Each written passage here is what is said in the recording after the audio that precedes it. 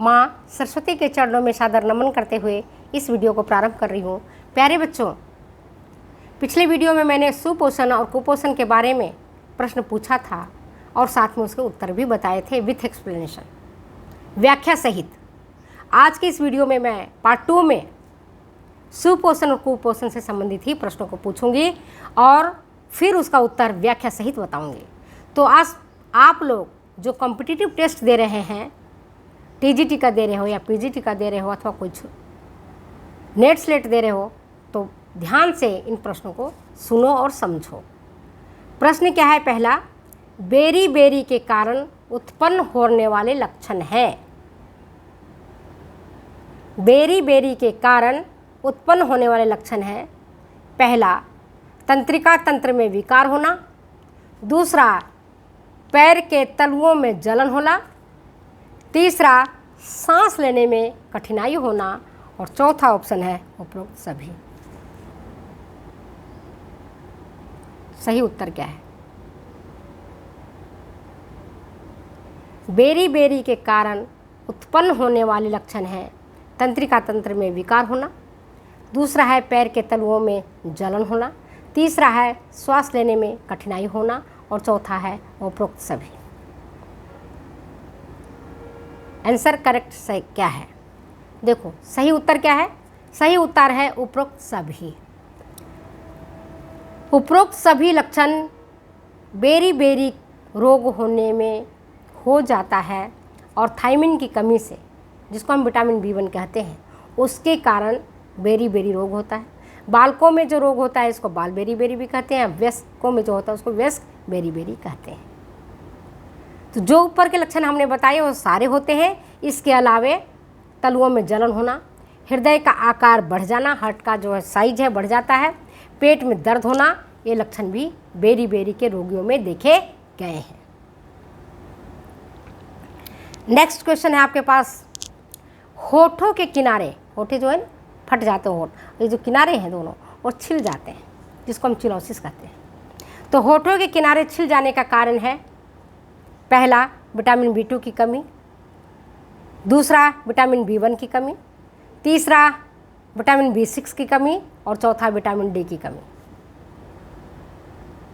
क्यों होता है?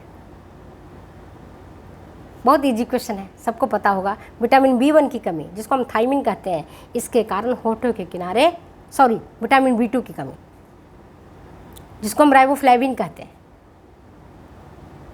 इसके कारण होठों के दोनों किनारे छिल जाते हैं। ठीक है, तो विटामिन B2 की कमी, जिसको हम ये राइबोफ्लेविनोसिस भी कहते हैं, नामक रोग हो जाता है और जिसके लक्षण हो जाते हैं मुंह में छाले आना। मुंह में क्या आता है? छाले आ जाते हैं, जीभ में छाले आ जाते हैं। ये जो आप मुंह खोलते हो तो जिसको कहते हैं मुंह पक गया है, हम लोग देहाती भाषा में बोलते थे, मेरी माँ कहती थी मुंह आ गया है, मुंह पक गया है। तो विटामिन B2 की कमी से होता है, जिसको हम राइबोफ्लेविनोसिस कहते हैं। इसके लक्षण होते हैं मुंह में छाले होना, आँखों का लाल हो जाना, आँखों में जलन और खुजली मचना, होठों के किनारे पर घाव हो जाना, नाक के पास दानों का निकलना। ये सारे लक्षण विटामिन B2 की कमी से होता है। तीसरा प्रश्न है आपके पास, निम्न में से कौन सा लक्षण बाल स्कर्वी के नहीं है?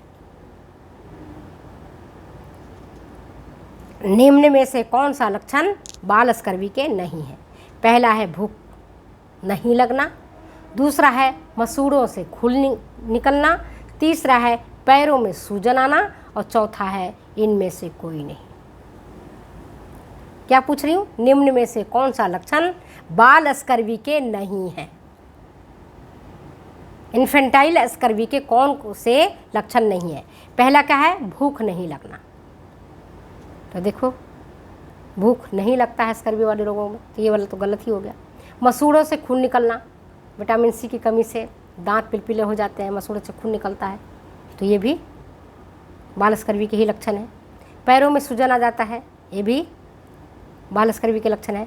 तो सारे जो इसमें लक्षण दिए गए हैं, इसमें से बाल स्कर्वी के लक्षण है, तो करेक्ट आंसर क्या होगा? इनमें से कोई नहीं। उपरोक्त लक्षण तो होते ही बाल स्कर्वी में, साथ ही आंतरिक रक्तस्राव, जोड़ों एवं हड्डियों में दर्द, अतिसार जैसे रोग भी देखने को मिल जाता है। ठीक है, तो ये चीज़ आपको समझ में आ गई। नेक्स्ट क्वेश्चन आपके साथ, निम्न में से कौन से लक्षण वयस्क स्कर्वी के नहीं हैं? अभी बताया ना, विटामिन सी की कमी से स्कर्वी नामक रोग हो जाता है। बालकों में अगर ये रोग होता है तो इसको हम बाल स्कर्वी कहते हैं, और बड़े में अगर ये रोग होता है तो इसको हम वयस्क स्कर्वी कहते हैं। तो ये प्रश्न पूछ रहे हैं हम आपको कि निम्न में से कौन से लक्षण वयस्क स्कर्वी के नहीं हैं? पहला क्या है? मानसिक बेचैनी। दूसरा है मसूड़ों से रक्तस्राव होना। तीसरा है त्वचा पर लाल नीले धब्बे पड़ जाना। और चौथा है आंतरिक रक्तस्राव। आंतरिक रक्तस्राव, इंटरनल हिमरेज। सही उत्तर क्या है? आंतरिक रक्तस्राव। ये छोटे बालकों में होता है, बड़ों में आंतरिक रक्तस्राव नहीं होता है। तो यही जो लक्षण आपका वयस्क स्कर्वी के लक्षण नहीं है। बाकी मानसिक बेचैनी होना, मसूड़ों से खून बहना, त्वचा पर लाल नीले धब्बे पड़ जाना, ये सब स्कर्वी के लक्षण है, वयस्क स्कर्वी के, जो विटामिन सी की कमी के कारण होता है। नेक्स्ट क्वेश्चन आपके समक्ष है, ध्यान से क्वेश्चन को सुनो। वो ये फॉलिक अम्ल की कमी से उत्पन्न होता है। अगर आहार में फॉलिक अम्ल नहीं हो तो क्या उत्पन्न होगा? ऑप्शन आपके पास है 4। पहला ऑप्शन रक्त अल्पता, दूसरा जीभ पर छाले होना, तीसरा दस्त लगना, और चौथा उपरोक्त सभी।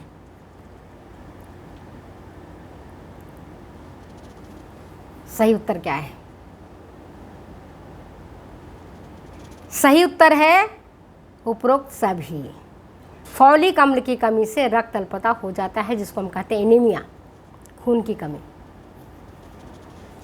और लक्षण होता है जीभ पर छाले आना। और क्या लक्षण हो जाता है? दस्त होना, बार बार दस्त होना। तो ये चारों लक्षण जो हैं, ये सारे लक्षण आपके फॉलिक अम्ल की कमी के कारण हो जाता है। इसके साथ ही अमीनो अम्ल के मेटाबॉलिज्म में इम्बैलेंस भी हो जाता है, जब आहार में फॉलिक अम्ल नहीं रहता है। नेक्स्ट क्वेश्चन आपका है, दांतों के सड़ने का एक कारण है। क्या कारण है? ऑप्शन है आपके पास 4। पहला विटामिन B1 की कमी, दूसरा है विटामिन D की कमी, तीसरा है विटामिन D की अधिकता, चौथा है नियासिन की कमी। दांतों के सड़ने का एक कारण है। कौन कौन से कारण? पहला विटामिन B1 की कमी, दूसरा है विटामिन D की कमी, तीसरा है विटामिन D की अधिकता, और चौथा है नियासिन की कमी। डेंटल कैरीज जिसको बोलते हैं। उत्तर क्या है? तो देखो, उत्तर क्या है? विटामिन D की कमी से दांतों के सड़ने जैसी बीमारी हो जाती है। ठीक है, अगर आहार में विटामिन D होता है की कमी हो जाती है तो। बालकों में अगर होता है ये रोग, विटामिन D की कमी होती है तो रिकेट्स, जानते ही हो। गर्भवती माता को होता है तो ऑस्टोमेलेसिया, वृद्धों को होता है विटामिन D की कमी तो ऑस्टोपोरोसिस, जानते ही हो। और दांत के सड़ते भी हैं विटामिन D की कमी के कारण। नेक्स्ट क्वेश्चन है आपके पास, वो ये कि कैलोरी की अधिकता से उत्पन्न रोग है।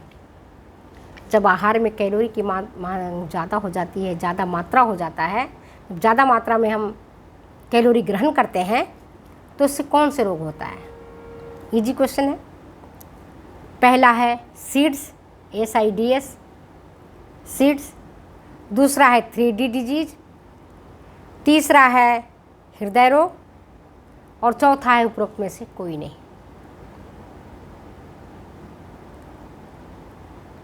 इजी क्वेश्चन है।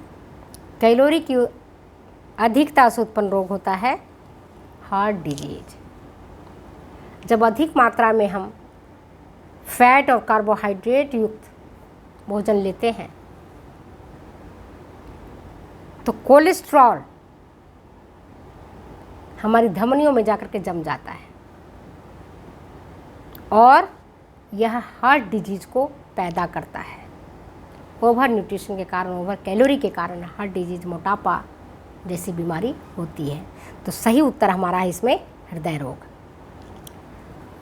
ठीक है, बात समझ में आई। इसके बाद और एक क्वेश्चन है आपके पास, वो ये कि कैलोरी की अधिकता से मोटापा, हृदय रोग, उच्च रक्तचाप जैसी बीमारियां, गुर्दे का रोग, लीवर का रोग तो होता ही है। एक क्वेश्चन आपके पास है वो ये कि समन्वित बाल विकास योजना, समन्वित बाल विकास योजना इंटीग्रेटेड चाइल्ड डेवलपमेंट स्कीम का शुभारंभ कब हुआ था? 1975 में, 1985 में, 1970 में या 2000 में? जोरों शोरों से ये कार्यक्रम चला भारत में। इंटीग्रेटेड चाइल्ड डेवलपमेंट स्कीम अभी भी चल रहा है। महिला अधिकारिता विभाग के अंतर्गत, राजस्थान में महिला अधिकारिता विभाग है, वह इंटीग्रेटेड चाइल्ड डेवलपमेंट स्कीम का पूरा जो रूपरेखा है वो देखता है, उसको संभालता है, उस सारा इस पर काम करता है। कब स्टार्ट हुआ था? 1975 में। 1975 में समन्वित बाल विकास योजना की शुरुआत हुई थी, इंटीग्रेटेड चाइल्ड डेवलपमेंट स्कीम की।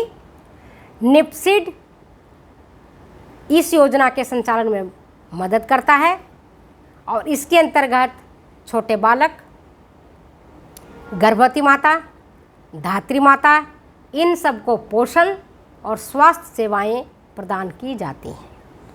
टीकाकरण, पूरक आहार, स्वास्थ्य परीक्षण आदि करके उनके स्वास्थ्य स्तर में सुधार लाया जाता है। तो आज मैंने आपको सुपोषण और कुपोषण से संबंधित विस्तार से बातें बताई है, साथ में क्वेश्चन पूछा है, आंसर बताया है और व्याख्या सहित आंसर बताया है। तो वीडियो अगर अच्छी लगती है तो प्लीज़ शेयर करें, कमेंट करें, सब्सक्राइब करें, लाइक करें। फिर मिलते हैं, हम आपके बीच उपस्थित रहेंगे अगले वीडियो में अगली बातों के साथ। तब तक दो इजाज़त जाने की। Okay, bye.